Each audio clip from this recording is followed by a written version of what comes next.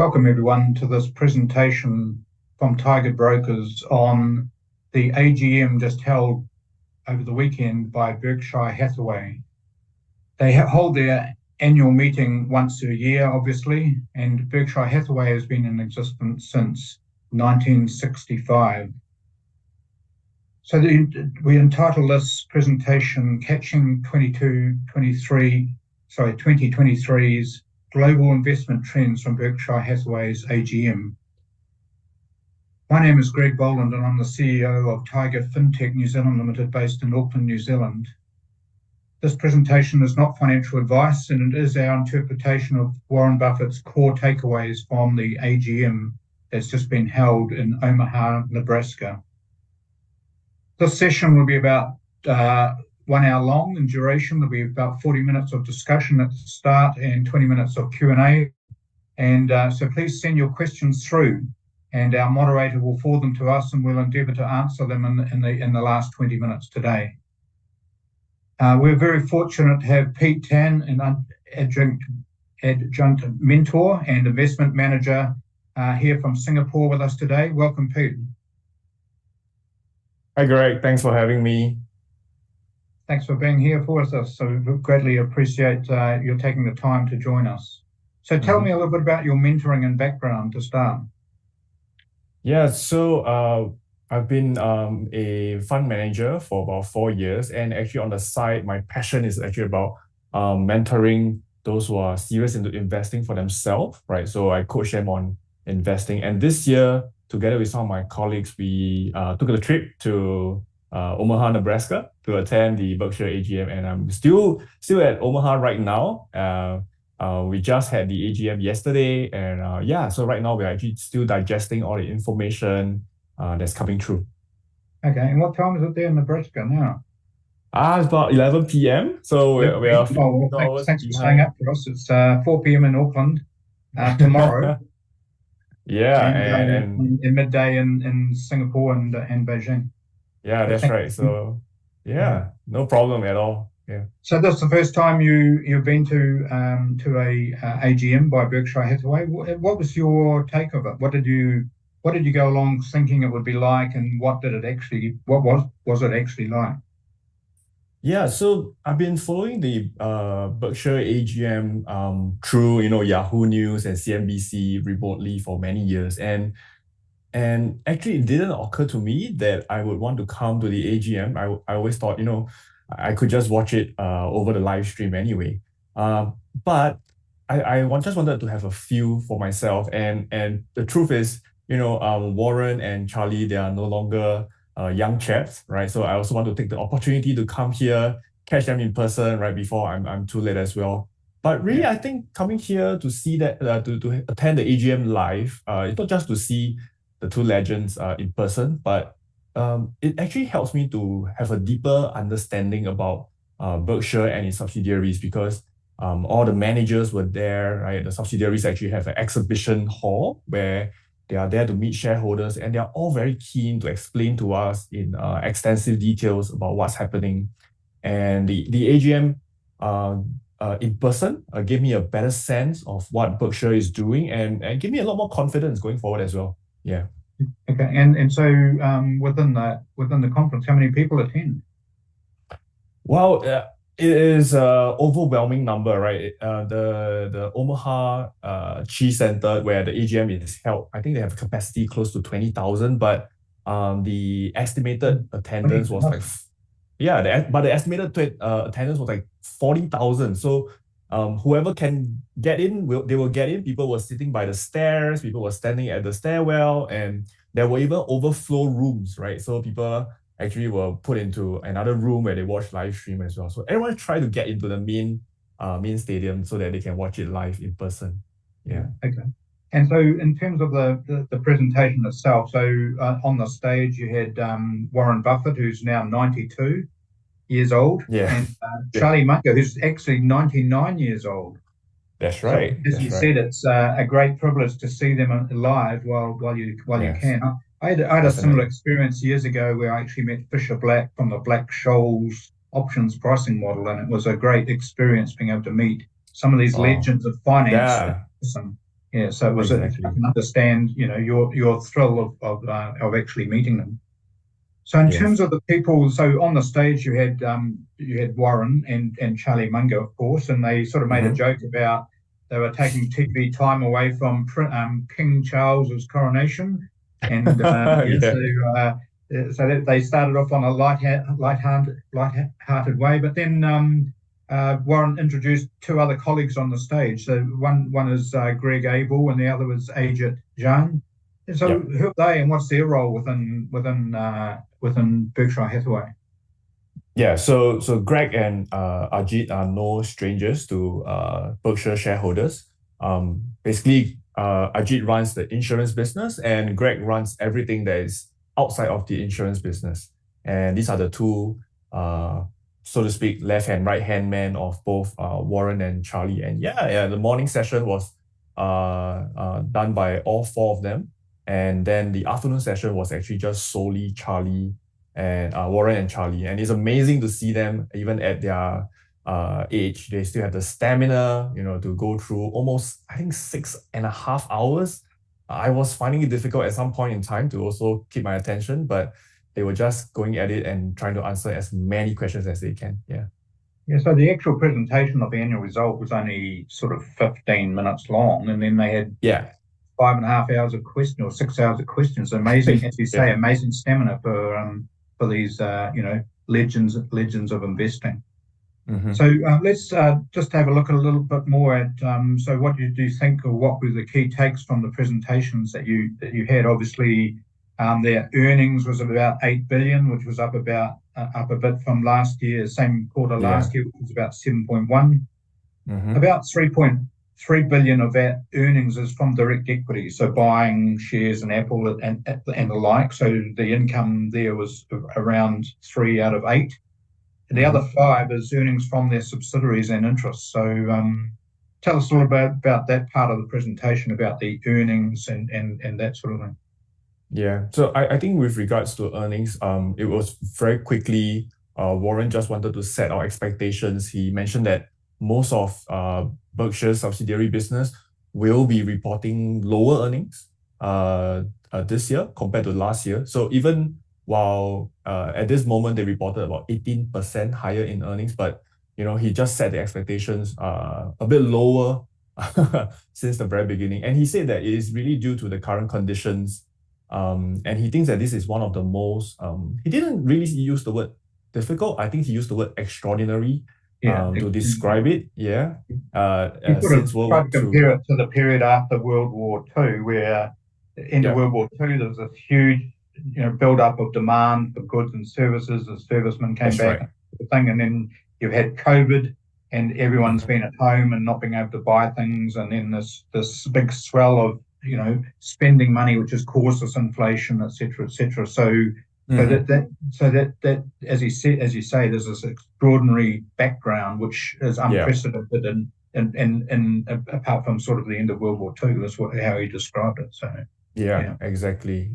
And on the back of that, I think one key thing that he mentioned is that he is still very confident in terms of the insurance side of the business, because he feels that the insurance underwriting doesn't really correlate with the general business activity. So it really depends on whether is there a freak event. He mentioned like I think Ajit mentioned this actually, that the insurance business is a bit too concentrated in the state of Florida, right? And he said if there's going to be a huge hurricane in Florida, that will severely impact the insurance business. But other than that, Warren is very confident about insurance business because it is something that's not so correlated to the economic activity. Yeah. So in terms of that, so going forward to look at his earnings over the last 4 years, so that obviously this is a quarterly result, but it's also the AGM, so they're announcing their operating earnings for the whole for the year. So 2019 pre-COVID earnings of about 24 billion.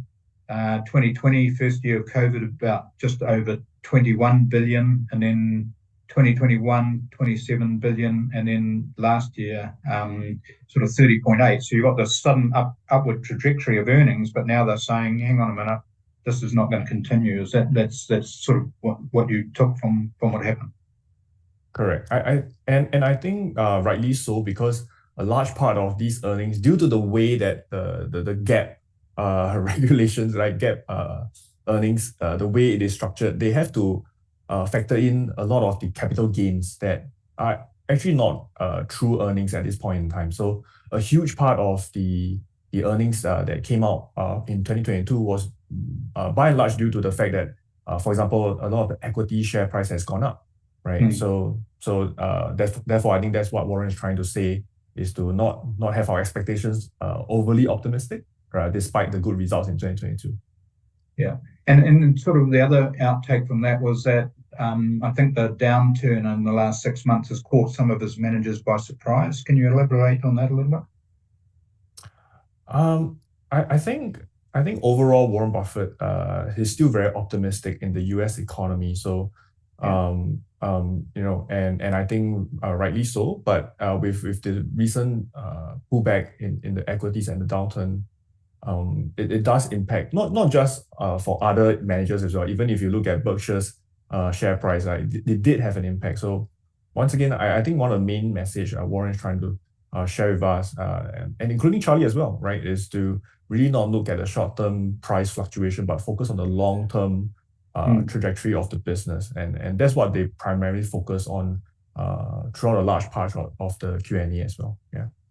Okay. So if we look at, take a look back at Berkshire Hathaway and their investment philosophy and what they've done and their keys to success, what's your take on that sort of background? It was the company's been around since 1965. It bought a textile business, and then rolled that in, and then started buying equities and investing in various companies. Now they own 73 companies directly.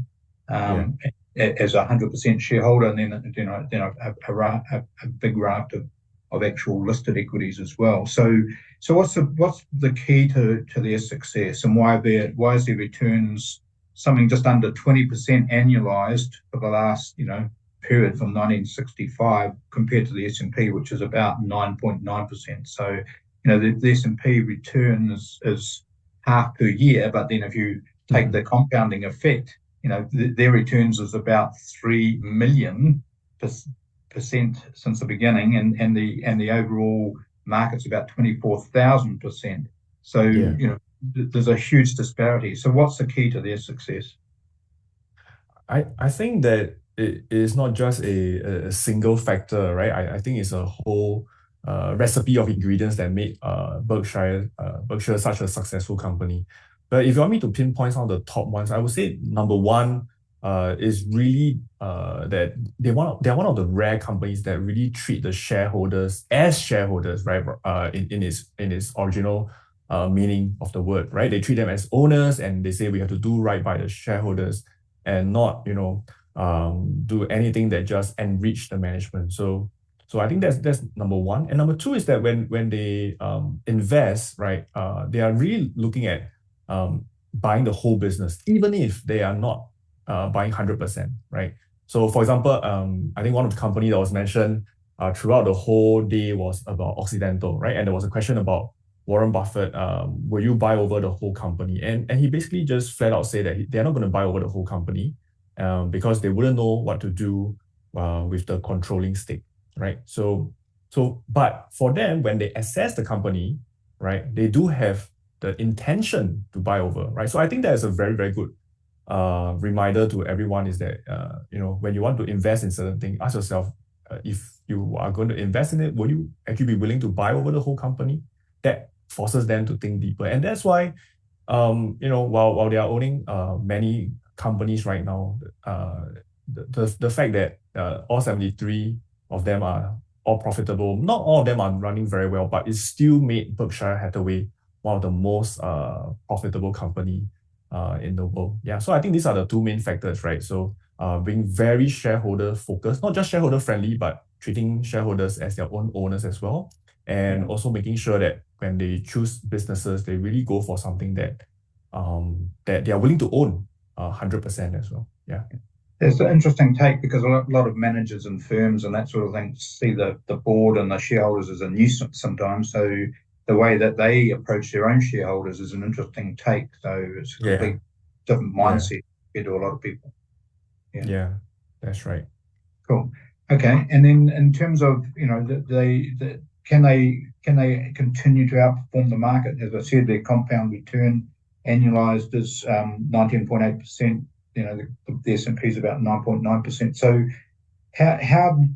what are they going to focus on, and what should the potential investors look for in Berkshire Hathaway for the period for 2023 and early into 2024 for the next year, if you like? Yeah. And in terms of the business under Berkshire, both Warren and Charlie, they are very confident of the business. In fact, they even say that, after they are gone, and even if there's no very capable manager, Berkshire as a business, because it's so well established, it will run on its own pretty much, right? That's how confident they are, right? However, if you talk about going to investing going forward, right? And especially if whether buying Berkshire is a better investment compared to the S&P 500. I don't know. But one thing I think Munger or Charlie Munger did say is that he did mention that value investing going forward may face more challenges, right? He's saying that you should get used. I think the term he said was get used to making less, right? Get used to making less money because everyone is looking at the same set of opportunities. So the ability to have an information age is less so, right? So but I think the good thing is that Warren kind of like disagrees with Charlie, and he says, people do I think he said people do dumb things, right? and we do dumb things to an extent that it makes it easier for us as value investors to be profitable as well. So you kind of get two sides of the coin from both Charlie and Warren, right? One is less optimistic and one is more optimistic, and they have been in this very interesting duo for the longest time, right? Munger has always been the pessimistic guy, whereas Warren Buffett is the more optimistic one. So I don't know if it's going to really continue to outperform the S&P 500, but I think there are plans in having Greg Abel and Ajit to run the business. That shows us that they have a lot of confidence, and I think it'll still be a good business. Whether it will outrun the S&P, I think it's hard to tell, but historically it has been a great company. So you elaborated a little bit at the start around the insurance business being sort of immune or that's right. the economic cycle, and so they talked about the economic cycle being going to be tough. Interest rates are high, returns revenue is going to be lower. Their own managers had overbought things, so they've got to get rid of inventory, so they're going to have to sell stuff at a discount. So the whole economic cycle is going to be tough, but yet the insurance business is sort of immune to that. So how will that help? How will that help the business over the next couple of years? So I think as the Berkshire's equity portfolio gets larger and larger, right, with Apple and all the other investment that they buy, including the recent ones that they bought in Japan, you will expect the volatility from this end of the business to be huge, right? As the share price moves, the volatility comes in. Whereas insurance is like the stabilizing factor of the business, right? You just collect your premium, you make sure your underwriting is good, just make sure everything is under 100%, right? Go to 90. I think Ajit even mentioned that the target was to go to 96% in terms of their combined ratio. So if they can do that, then really this is a very strong business whereby the insurance side of the house provides the float, and then that kind of like buffers the volatility from the equity side, which truly generates the capital gains. And one good thing is that Geico, as the main part of the insurance business, to be honest, it hasn't been doing that well in the past. It has been losing market share to Progressive Insurance, their competitor. But Geico this year finally turns a profit, and both Ajit and Warren talk about Geico really incorporating telematics, right? So that they can really compete with the competitors again to really up their game in terms of insurance. So I'm hopeful about the insurance business side of the house, but of course it remains to be seen, right? Because the the auto insurance side of the business is a very low margin business, right? I think it's about 4 or 5%. So hopefully they can get it done, but I think it remains to be seen. So this part of the business needs a bit of monitoring, in my opinion. Yeah. So let's just delve as well. We're talking about Geico, which is obviously one of their subsidiaries. So they've got 73 subsidiaries that they own 100% of. And within Geico itself, they employ about 38,000 people, which is about 10% of their workforce. So just the subsidiaries of Berkshire Hathaway employ 382,000 people. So it's an amazing number that, they're supporting a lot of people, and a lot of households are earning income out of this business as well as the shareholders. So what are the other highlight companies? So Geico's one. What other 100% companies that they own are sort of highlight? Yeah. I think in terms of the most famous one, nonetheless, it will be See's Candy, right? One of the main business that they always talked about. You can see Warren and Charlie munching away on the stage, right? As they go through the AGM, and I think that kind of fuels them, right, to go through the 6.5 hours.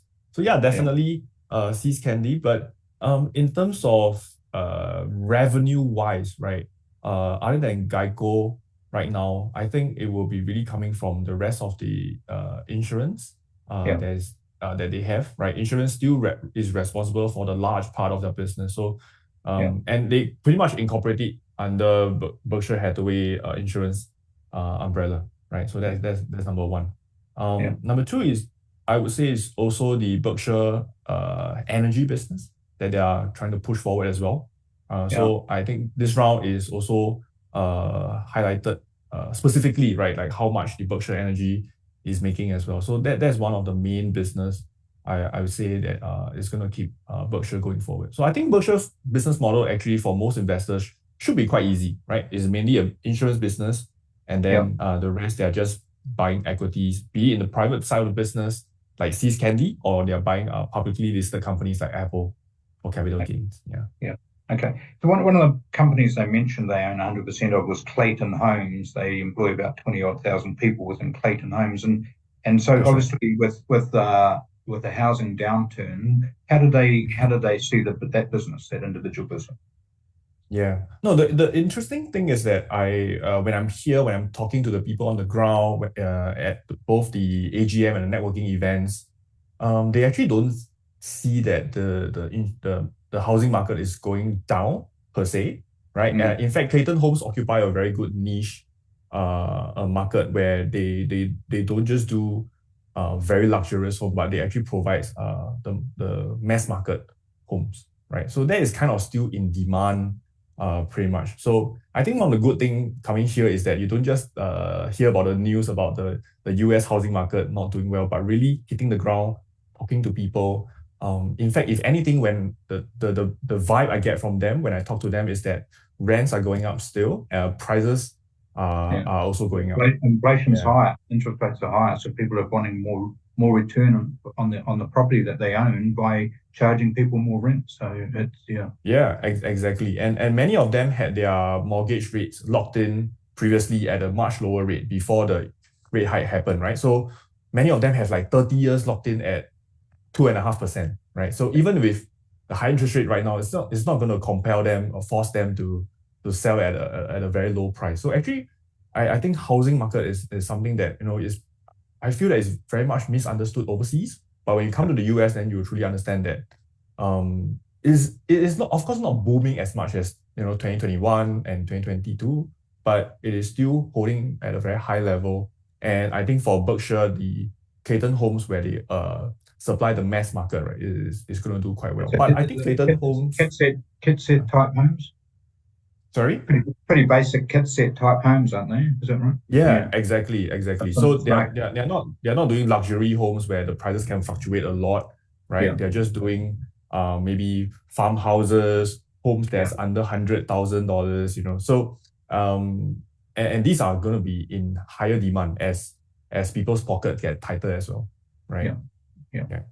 We talked a little bit about interest rates. We'll move on to the individual equities they own in a minute. But in terms of the interest rate change in interest rate, one of the one of the highlights for me is their interest income. They just is the most recent investment, which is about $3 billion in treasury bills, was at a yield of 5.92%. They mentioned that as part of their first part of the meeting, and that's complete opposite to COVID times where interest rates, they said they got as low as 4 basis points. So the difference, obviously between 4 basis points and 592 basis points is a huge amount. So interest income forward, that's going to be a bigger part of their income, obviously. Yeah. So in fact, right now, we do see that Warren is actually going after the interest a lot, because I think the main thing is that they don't see very attractive opportunities at this point in time. So there was a huge part of the AGM where he talked about cash is not trash, and Charlie said I like where my cash is. so they are all for keeping cash on the sidelines, waiting for a better opportunity to come to them. And in the meantime, they are just buying treasury bills to make sure that they take advantage of the high interest rate, right? And so I think that's a brilliant move. You don't see anything good. You don't have to force yourself to invest. You don't have to be to invest even though you have cash. And I think that's something that many retail investors can learn from as well, right? It doesn't mean that you have to be always invested in the market. Yeah, exactly. So in fact, right now, I think they talk about the money market fund. In fact, I think Charlie is the one who said that. Maybe I'm wrong, but I can't remember exactly. But they say that everyone should put some of their savings in money market fund, because you are kind of out of the banking system, right? So they talk about the banking crisis. So if you're out of the banking system, you're in the money market fund, and you still can get about 4%, maybe even 5% as well. Yeah. Okay, cool.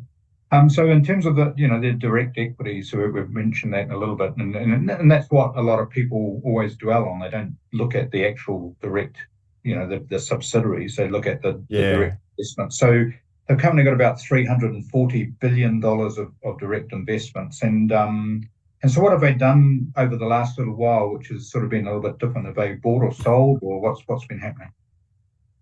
Yeah, so I think the latest news came out is that they actually trimmed about 20% of their Chevron position. To give the audience some context, Chevron was the third largest position, right behind Apple and Bank of America, right? So they have trimmed about 20%.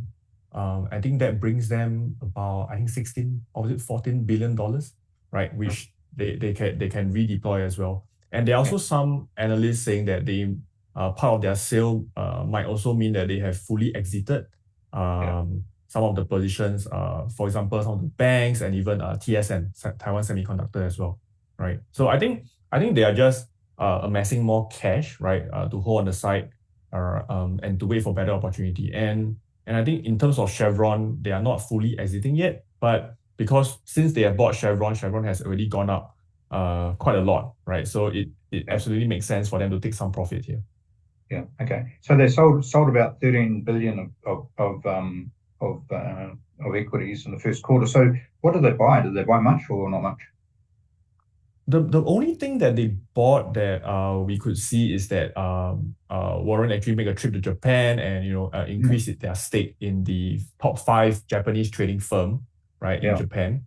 I shall not try to pronounce the names, but so I think he is still quite optimistic about the state of Japan economy, and I think one thing he mentioned during the AGM is that he really likes the management, how they run the business, and the fact that the management in the Japanese management also have very long-term thinking, right? And that's something that he admires as well. But I think one of the main thing is that it is just unbelievably attractive in terms of valuations, right? Because as a group, right, these Japanese trading firms, they are earning about 14% yield, right? 14% earnings yield, not dividend yield, but earnings yield. So business-wise is earning about 14% yield, but on top of that, they are also paying dividend. At the same time, some of the companies are also repurchasing shares, right? So he liked what he sees, and at the same time, this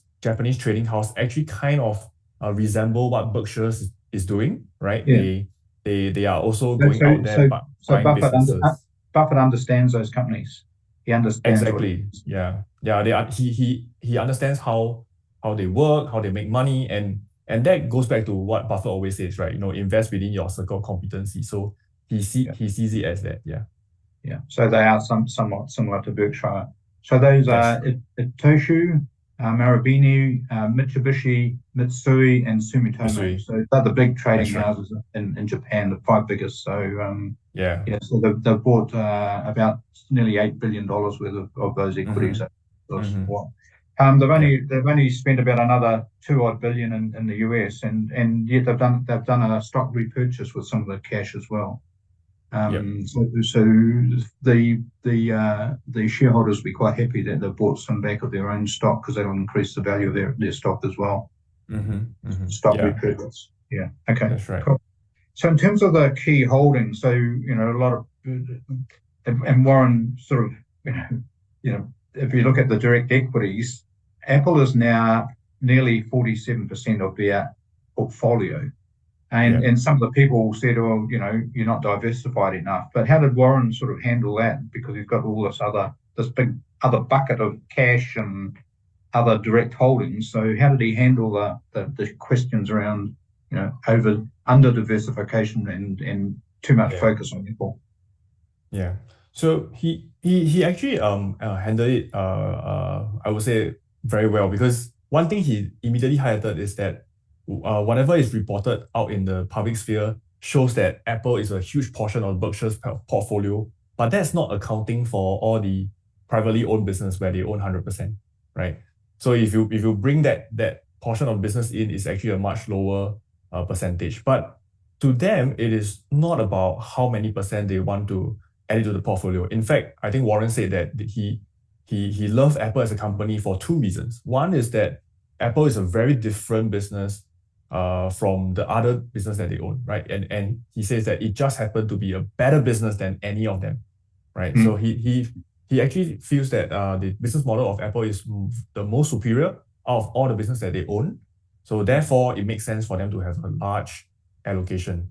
But not just that. The second reason why he liked Apple so much is that, he talked about them buying See's Candy and buying NetJets. So when they have bought 100% of these companies, they can't buy 200% of See's Candy, for example, right? So they have to stop somewhere.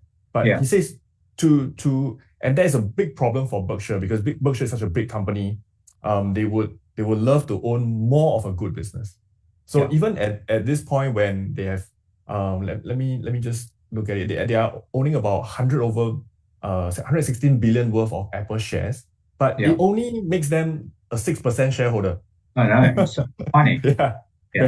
Right. So it allows Warren and Charlie, or Berkshire as a whole, right, to continue to buy more if they want to, right? Right. And so that kind of explain why they are buying so much of Apple. Firstly, it's a great business, and secondly, because business is Apple is such a big company, Berkshire can allocate more without running into like the regulations where they own 10% or more, right? Just around 2015, it was worth about $1 trillion. It's now $2.8 trillion. So it's gone up a lot. And it's been a great buy for them. Exactly. And so in terms of other shares, they still own other S&P 500 stocks, and they own they have a major shareholding in 8 or 10 of the major ones like Coca-Cola, Bank of America, American Express. We mentioned Chevron. Is there any others that sort of stand out? Yeah, so I think of course Occidental as well, right? They have been increasing their purchase of Occidental.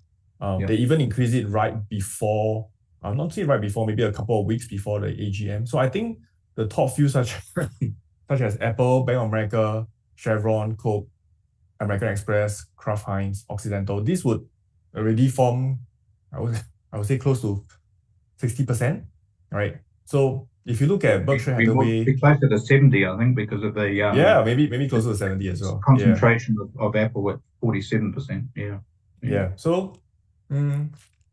So I think overall, Berkshire is still a very concentrated business.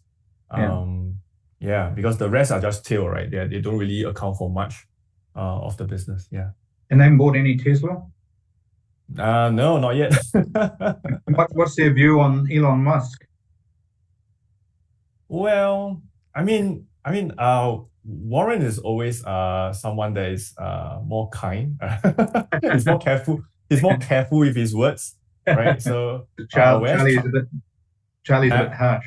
yeah, Charlie's a straight shooter, right? You know, when you're 99, you kind of say Yeah, what you have in mind.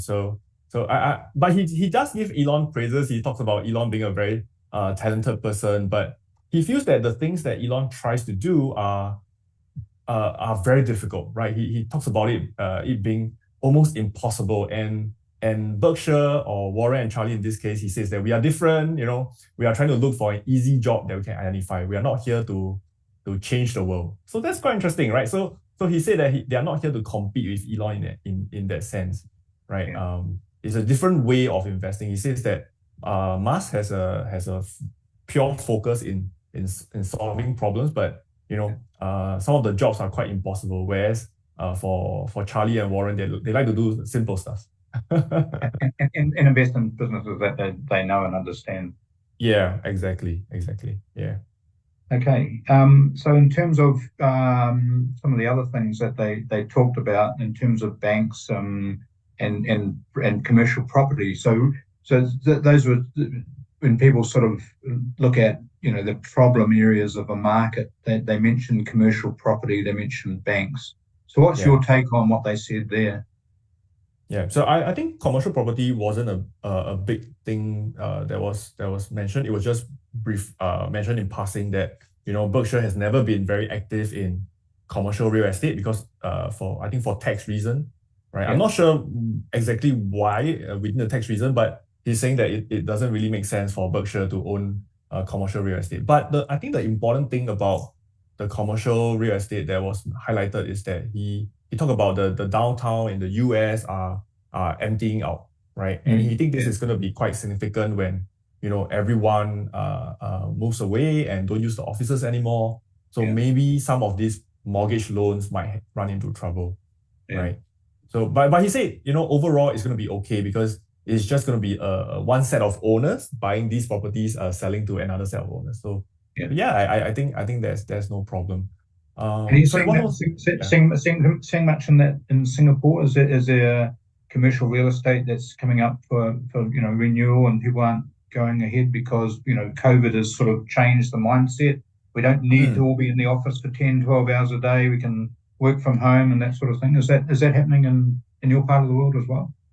Yeah, interestingly, I think it's not happening in Singapore. I think possibly due to the fact that Singapore is such a small country anyway, right? And the So, houses so and your houses are quite small, so you want to get away from them. yeah, exactly. And I think right now, because my office is in the CBD as well, I do see people coming back. It's getting crowded during lunch as well. So, but Yeah, yeah, I think Singapore is a little bit kind of a unique case it is in this, yeah, concentrated. for commercial real estate. Yeah. In fact, if anything, I think the news was saying that Singapore commercial office rent is going up. Yeah. Yeah, yeah. So it's Okay. slightly different. Yeah. Yeah. Sorry, And you so, were saying so the second part of the question? the second part was around banks. So Yeah. obviously we've had this problem with, it started with Silicon Valley Bank and these other banks that have folded or been taken over and that sort of Mm, thing.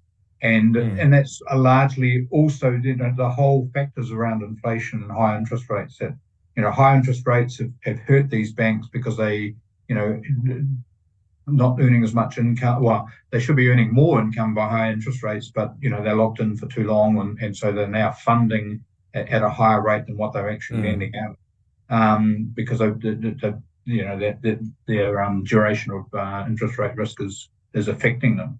So what Yeah. did they say about banks and the like? And are they investing in banks, or they think this is an opportunity to buy them, or not? Yeah.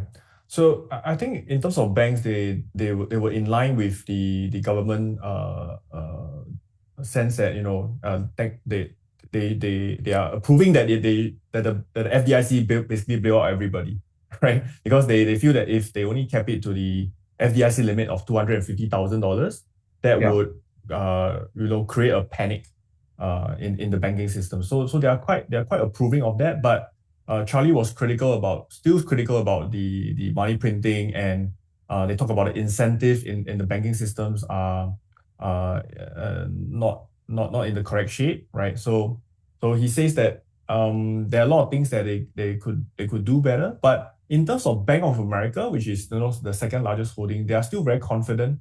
Mainly, I think Warren highlighted that they understand how Bank of America makes money and is not as levered.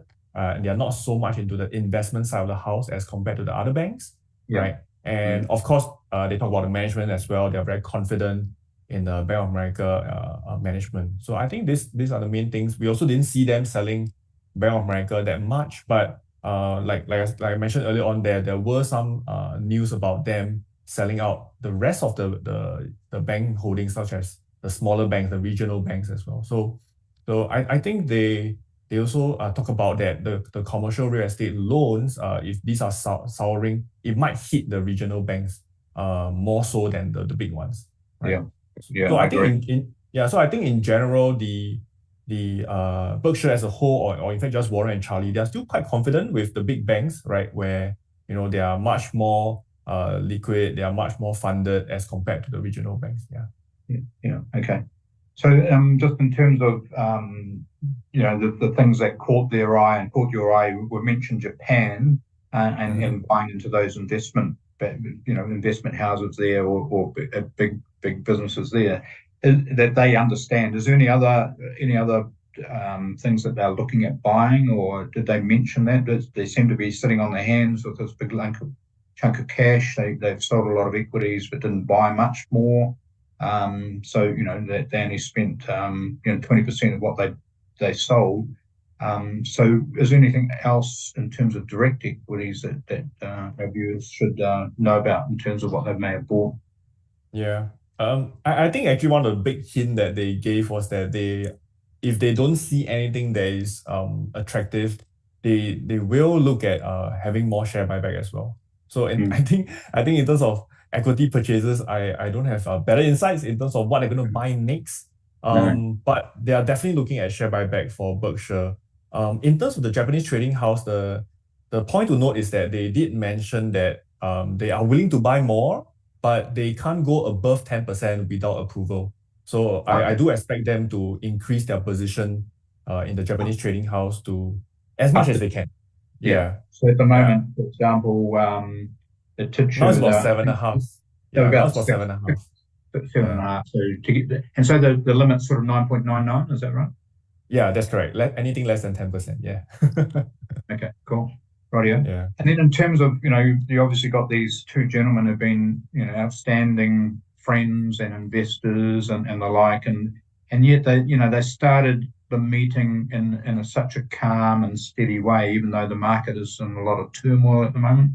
So how did that help shareholders in terms of their own demeanor?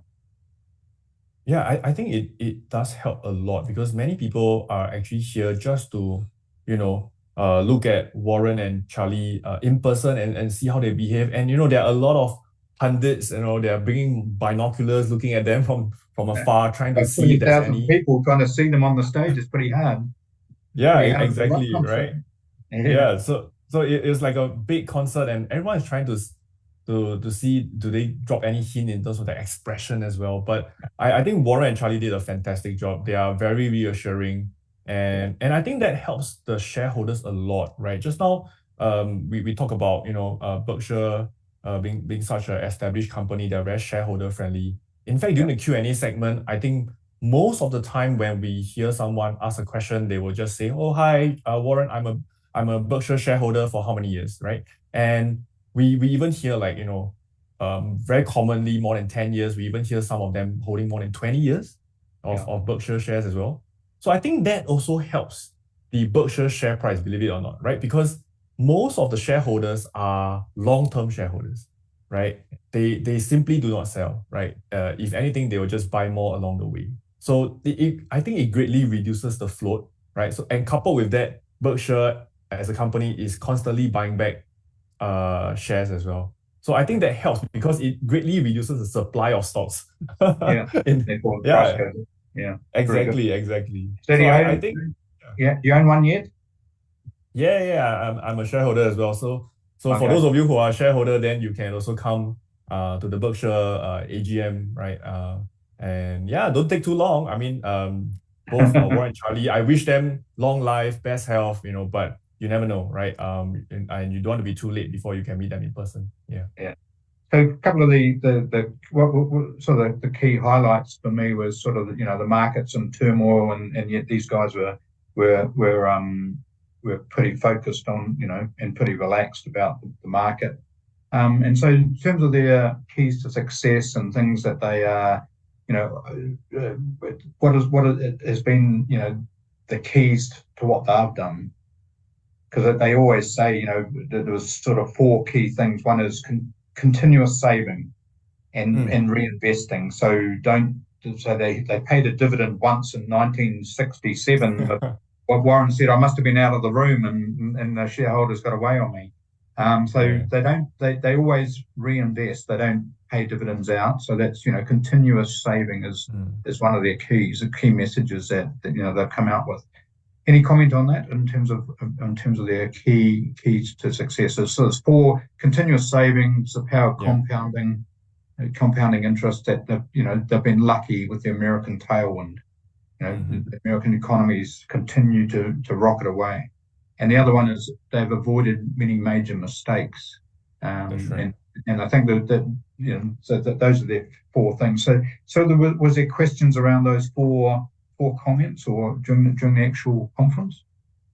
I think I can't recall that if there was a specific questions about the success factor, but to me, I think for Berkshire, other than the four, one of the key success factor for them, right, is their consistency in terms of their behavior, right? Yeah. So they don't get carried away, with like the hype, right? In fact, I think there was a few questions that were earlier on asking about AI, right? Yeah. And they were like, "Oh, what do you think about the AI? Do you think it's gonna be disrupting value investing? Do you think it's gonna be another great business?" And basically Charlie just said no, right?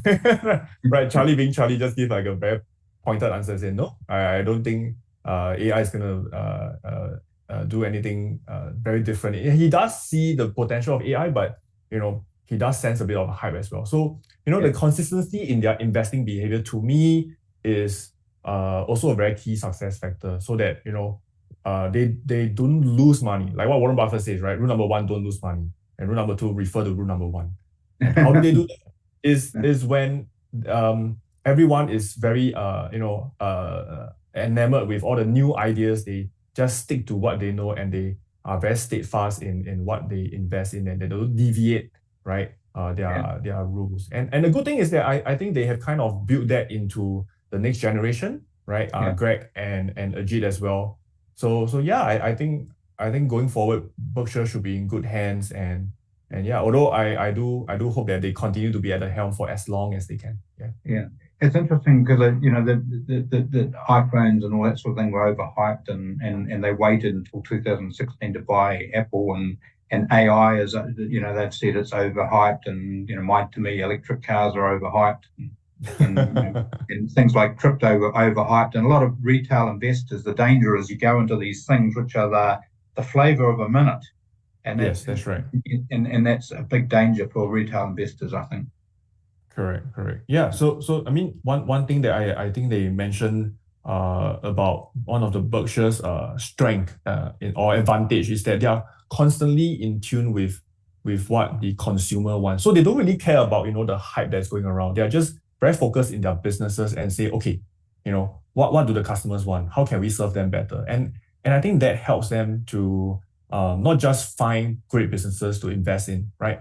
For example, identifying that Apple has such a strong moat in terms of the iPhone sales, but it also helps them to improve their existing businesses that they have overriding control, right? Where they can implement changes and make them even better business, right? Just to give you an example, when I was at Boschim's, one of the jeweler that they own 100%, right? And when I was there shopping for a gift for my wife for upcoming Mother's Day, the experience was really something that I don't experience in Singapore. Right. And so in terms of customer service, or Yeah, in terms terms of of selection? customers, yeah, in terms of customer service, I would say, I don't think the product is any better. A diamond is a diamond, right? But it is really the customer service, making the customer feel great, and yeah, and that actually generates a feel good feeling, right? So and then the customer will come back again. So yeah, coming to the AGM does help to really understand how they run the business and why their business under them continue to be much better than the competitors. Yeah. Hope the jewel piece wasn't a surprise, because now the rest of the world knows about it, including your wife. Should I be don't think she's expecting it. watching. I They don't should think be she's expecting a watching big this. diamond, I think. No, no. She knows that I'm buying her something, but I don't think she's watching this. Very good. So we're just coming up to about 10 minutes to go, and we don't have any questions, so we may finish a little bit early. But let's just take, what is the concern. A lot of the things we're doing then is around the positive. Obviously, the negatives is around interest rates being higher and therefore the returns revenue being lower and those sorts of things. So we've talked about a little bit about the hot topics like AI and Japan and that sort of thing. So was there questions or comments that you talked about to people about around concerns to the shareholders in the question and answer session? Any things that sort of stood out that are problem areas? One is obviously the banks and commercial real estate. There's a couple that they mentioned, but what else? Yeah. I think also the fact that at the tail end at the AGM meeting there were a lot of questions about Berkshire not doing very much about the ESG, about the climate stuff, and and that was something that really ticked off Charlie was like, I don't know anything about climate. I don't know whether it's going to be better or worse, but he says Berkshire is just going to invest accordingly. So I think that, to me, that is a concern whereby if the future shareholders or maybe the future management were to succumb to such pressures, to practice a lot of ESG or maybe anything that distracts, not just ESG, but maybe anything that distracts Berkshire from its core business of identifying great businesses to buy over, right, or invest in, then to me, I think that will be one of the greatest risks. Not so much of succession plan. I think many people have in mind, like, oh, what's going to happen after Warren and Charlie passes on? I think they have already identified the successor, right? I think the ship is in good hands. And I agree with Warren when he says that, this is such a great business that, it doesn't take a genius to run it, right? So it is a good business that can really sustain on its own. So to me, it's not so much of succession plan, but really having the ability to resist external influence, because right now you have the top investors in the world, right? Both Warren and Charlie, and they have the ability to just tell people to, go away, right? Don't bother me. I'm not going to listen to you. But can the future generation do it? Can the company continue to resist this? I think that remains to be the question. Yeah. Yeah. It's an interesting question because, in terms of fossil fuels and the like, that's part of the ESG type thing, but, everyone still buys petrol every week to put in their car. It's not everyone's got an electric car, and even then, a lot of those are run on electricity, which is generated through coal or gas or whatever as well. So, so the whole renewable energy part is still, developing market. And are they looking at getting into renewable energy or because they have got some energy companies? Yeah. Right now, I think Berkshire Hathaway Energy and also Precision Cars Parts, they are going into green energy. In fact, I think one of the film that was shown during the AGM is about Precision Cars Parts and Berkshire Energy building a new solar farm in I can't remember which state, to be honest, but basically doing more for the green energy. Maybe I can't remember. Yeah. But to me, the key thing is that if you look at the not just the equities part where they own a lot of the oil and gas companies, right? The private businesses side, they are also having quite a fair bit of the so-called the contemporary or the traditional oil and gas business.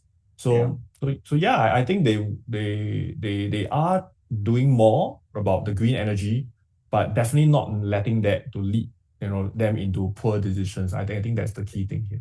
Yeah. And so their whole decision making when they invest, they sort of say, when they invest, they never regret it, they never lose sleep at night and the like. And yet a lot of retail investors like ourselves go, oh, should I really buy that? And so what's the key to their thing? I think we mentioned a little bit about it at the start. So why can they sleep at night? I think for Berkshire, Warren and Charlie, when they do an investment, it is never a snap decision, right? It is always something that they have thought about for many years before they even take action. So even though on the news it seems like, Berkshire just bought another company, Berkshire just bought another business, but behind the scene there are a lot of research that has gone into it. So for them, the level of conviction is very, very high. Right. Yeah. So if 99%. Almost 99%, right? And that's why they are able to put in large amount of money into such businesses, right? For Berkshire, even a 1% allocation are in the billions, right? Yeah. So they have to be very certain. Things like Coca-Cola, they put in $3 billion when they bought it. It's now worth that shareholding is now worth $25 billion. So you're right that they can sleep at night because they've done a lot of homework. They invest in things that they actually understand and the like. So I think that's a real key for investors. One of the sayings that they have is price is what you pay and value is what you get. Yeah. Now, what does that mean to a private investor, and what can we take from that? I think from that quote, it really helps the private investors to look at the market, not just looking at the price, because many a times it's always the price that drives the sentiment, right? Yeah. If we see a company share price surging, everyone will be very interested. They'll be like, should I buy some? Maybe you'll go up another 10% or 20%. But to Warren and Charlie, when they look at price, they are just asking the question, okay, if I'm paying $100 here, how much am I getting in real value? And to them, the real value is just one factor. I think it's just one factor, right? The operating earnings. That's the main thing that they talk about, right? How much am I paying to buy this business that's earning this much, right? Yeah. So to them, they would rather see the price drop, right? And buy more, right? And I know this is a very cliche saying, but buy low, sell high, but it is the gist of investing. Right, it's about looking for things when it's cheap. So really, I think last year in 2022, it taught us a very painful for some people, but I think it's an important lesson where a lot of investors or retail investors, new investors, chased a lot of hype. Go into the hyper growth companies with literally no earnings, some revenue perhaps, but and the shares had a very good run up, but later on just come back to the ground, come back to earth, and that was very painful for many people. And so if more people can have the mindset and the temperament of Warren and Charlie, I think investors will do much better. And so they have avoided the hype. So a key to private investors, avoid the hype. We get a lot of inquiry at the moment as a broker around gold, and it's at the top of its price. And so why are people looking at something when it's getting overhyped? Yeah, exactly. That's what they're saying about AI and what they say about a lot of their investments.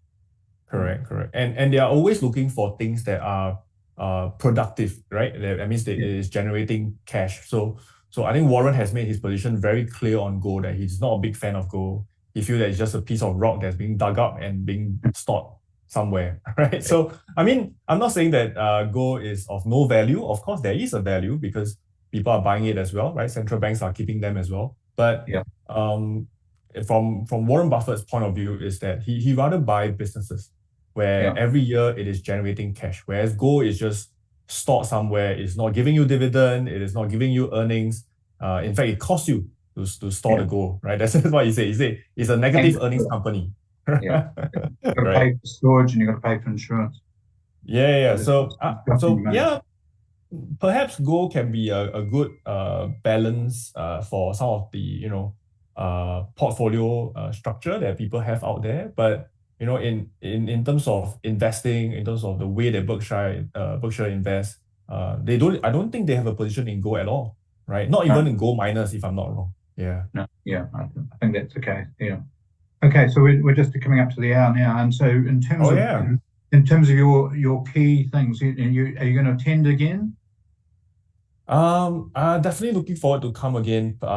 Need to check the schedule, but I would love to come again because it is not just about attending the AGM. In fact, the AGM is something that, to be very honest, every one of you watching right now, you can read online, almost as fast as I'm watching it live, right? So because there were people, transcribing it live for everyone. So the main AGM is not the highlight of the show, in my opinion, right? To me, the highlight of the trip, if you were to make it down here to Omaha, is to really go for all the side gatherings, side events where investors of different focus, of different interests, gather together and learn about investing further as well. So yeah, I actually look forward to coming again next year to attend all these side investor gatherings, smaller events, and really just to get to know more people as well, and also broaden the horizon of investing.